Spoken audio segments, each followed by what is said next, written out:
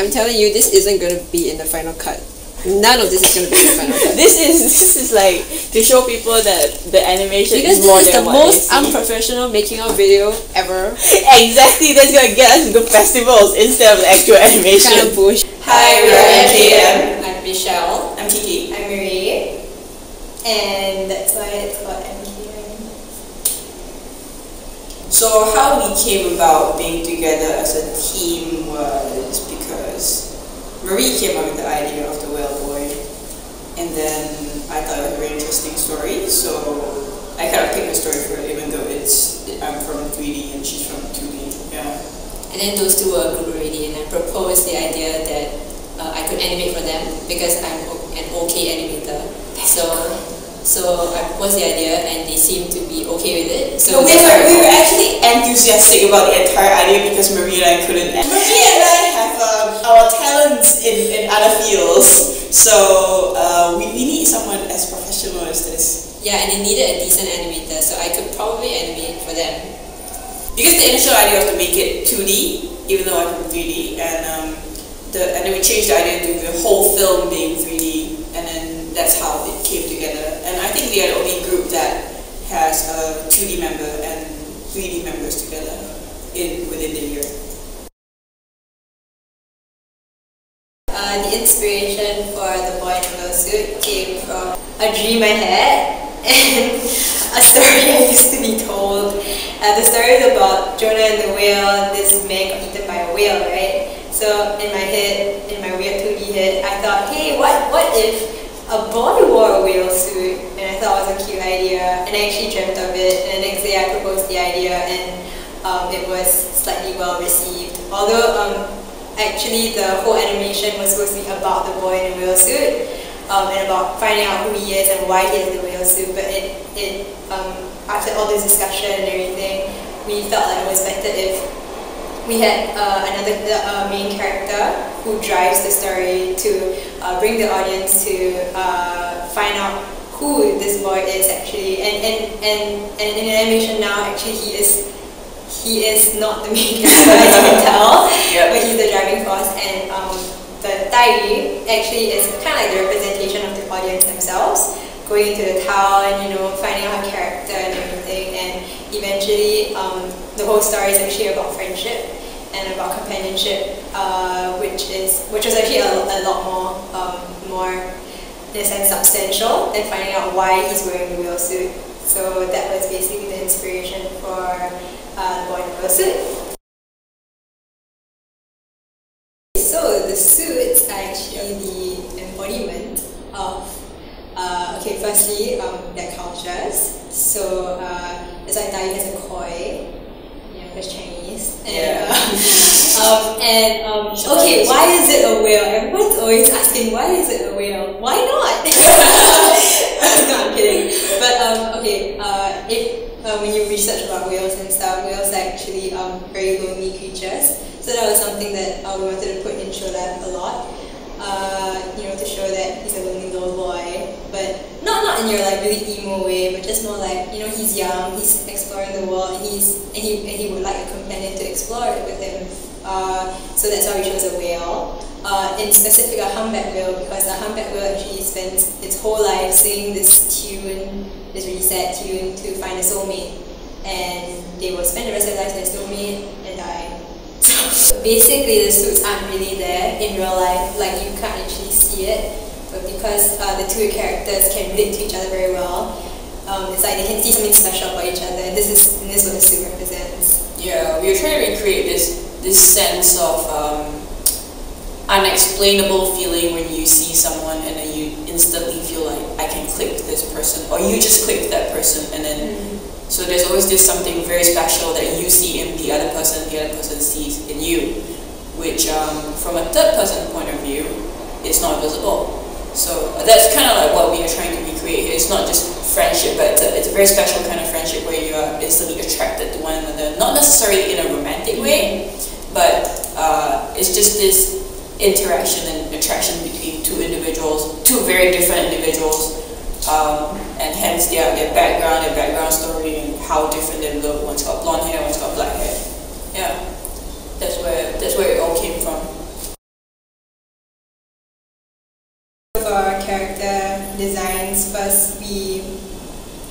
I was thinking of like what kind of character would the real boy be, his background, and so on and so forth. And from there, you put all the elements in. So like, because he's Norwegian, give him blonde hair, something like that. Or like for Daiyu, she's Asian, give her a bit slanty eyes. That's so racist, but yeah. Go through this process. It's called 3D visualization, where we try to sculpt it to see how the character is actually going to look like in 3D, because sculpting in digitally is actually much more intuitive, and you can just pull and push and change the character accordingly. The main challenges and also the highlight of our project is that it's a 2D based project. So everything started off on a very 2D basis. She would design characters that would work in a 2D environment. So that's when we bring it all to 3D and we do some visualizations about it.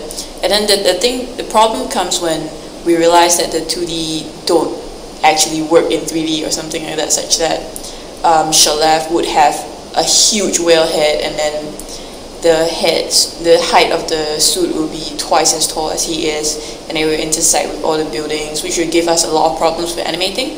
So that's when we started to scale it down and make it more 3D appropriate, but it should also reflect some of our 2D characteristics. His arms are also really, really thin, which would be something that we wouldn't think about if we were to design this actually for a 3D animation. But since it started off in a 2D, it's really good because we get to think in a different way and then work in a different approach and eventually come up with a more individualistic kind of style as opposed to what we are normally used to. That's before we go into the modeling process, which is obviously much more tedious. Yeah. That was at the same time when we started doing the town concepts, right? Yeah. We started drawing environment concepts. So I drew the overall town, which is like where the buildings are gonna be and like where they're situated on the map.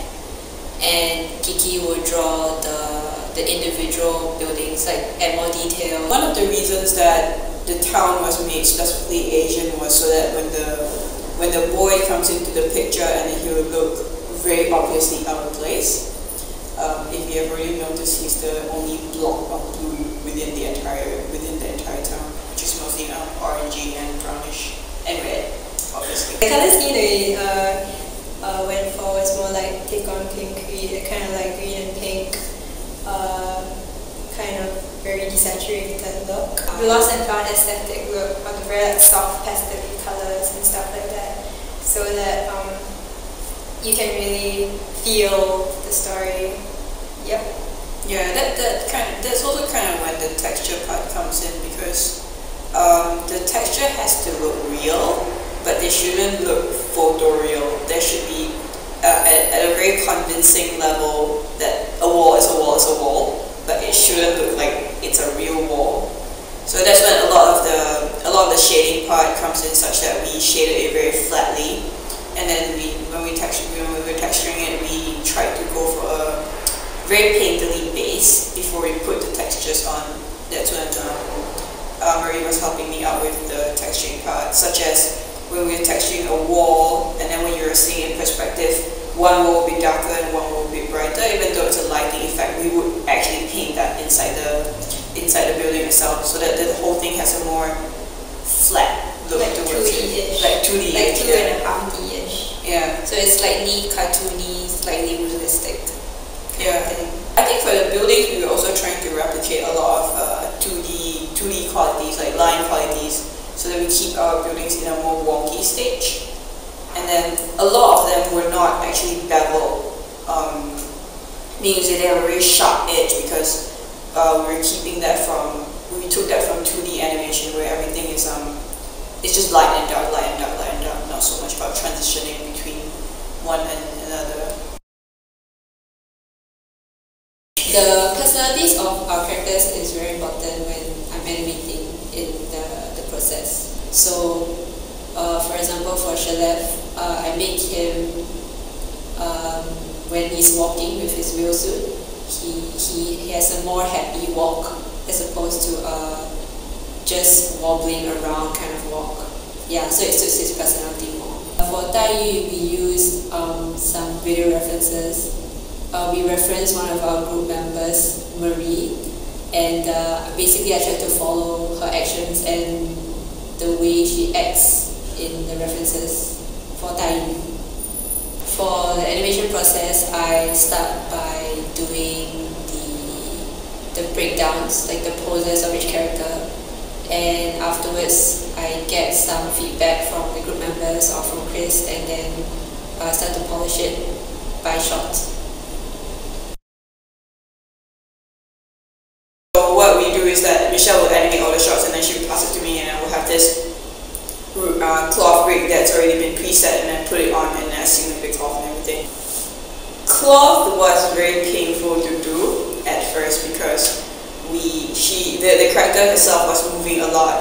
She was jumping up and down in a really fast pace. That's when her dress starts to flop across her face and it just doesn't follow the character at all. Until we figure out this certain attribute called time scale inside Maya, which solves a lot of problems.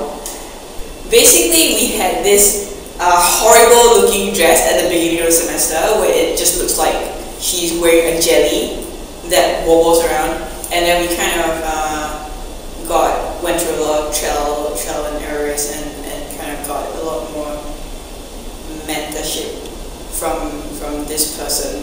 His name is William. In terms of lighting, it's more like we have 3 different days inside the story, so each of them will need a very distinct lighting to tell them apart. So the first day will be something that's more sunny, and the second day will be something that's really cloudy, and the third day will just be a really, really hot day, which gives us more contrast. Because the important events are also happening on the third day as well, so it gives a more dramatic effect. The color script also helps for like lighting and final compositing of the entire film. It helps to plan ahead, basically. When I'm doing the lighting, a lot of the references has to come from the color script. So we would mostly talk through it, and then when I'm compositing things or hue shifting, whatever, I'll show it to her and I'll say, hey, what do you think? She'll say, oh, it's too dark, it's too bright, it's too purple, it's too green, and then we'll have to change it accordingly.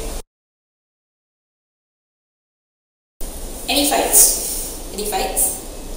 Well, we are a very harmonious group and everything goes very well.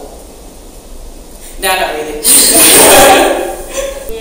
Sometimes you're really angry at the project, at anything. Sometimes we have like PMS and stuff. Yeah, Yes! That's why we don't fight. Yeah, we get angry, but we get over it. Yeah, and we tell each other at the end of the semester when the entire project's almost over. We got some mentorship for visual development, like Alvin. Yeah, Alvin was helping out some look dev stuff, giving some advice. A huge thanks should go to William from Lucas, because he was a huge help to showing me how to set up an entirely different set of cloth system, which I wasn't aware of before, and that was giving me a lot of problems. So after the whole thing, we kind of got the workflow smoothed out, and after that we discovered this time scale thing attribute on Maya, which helped me to be able to speed up the process a lot more. That's how I was very lucky to be able to finish simulating 77 shots within such a short period of time. Brennan Doyle, and he's the visual effects supervisor on Avengers, this really good film. He's no longer there now. He was giving us a lot of advice on the storyboard, how it was like, how it should look, as well as some technical considerations like our floor tiles should be all as aligned as possible so that the animation can go as smoothly as possible. And all this was told to us before the animation process actually happened, so that we know what to expect, and things like that, such as intersection and whatnot. Yeah. We're very lucky to have the diploma level 3 people to help us out. Chris gave them something called a curveball project. So there are 8 buildings that were modeled by the diploma people. They did it across a time span of 2 days, which is really impressive. thanks to Chris, who had been very helpful with all the concept work. We are just really lucky to be given all these resources. I mean, whatever that we asked for, and then computers for rendering, that kind of facilities and the resources that we needed to make the film happen. We're graduating. Thank you very much. We hope to graduate. Last time seeing the school. Okay. Like the end of the movie, the sunset is going on. Bye.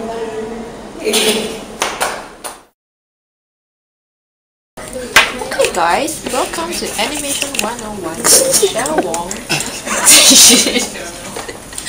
So currently I'm animating a scene where this Daiyu is really sad and she gets angry with the Godzilla. So she puts him on the floor and she stomps away. So how do you feel about this scene? I feel that she's being really stubborn and annoying. I can't animate her properly because I really hate her right now. And you said you want to do something to her just now. Yeah, I want her to die. So That's so mean. day in the life of animating. That's about it actually. Okay. Why is it? I'm so pissed off. What do you do? You're supposed to talk about the shot. Okay, tell me what was the shot about, Kiki? The shot is about her jumping up, and as you can see, the camera trying to follow her.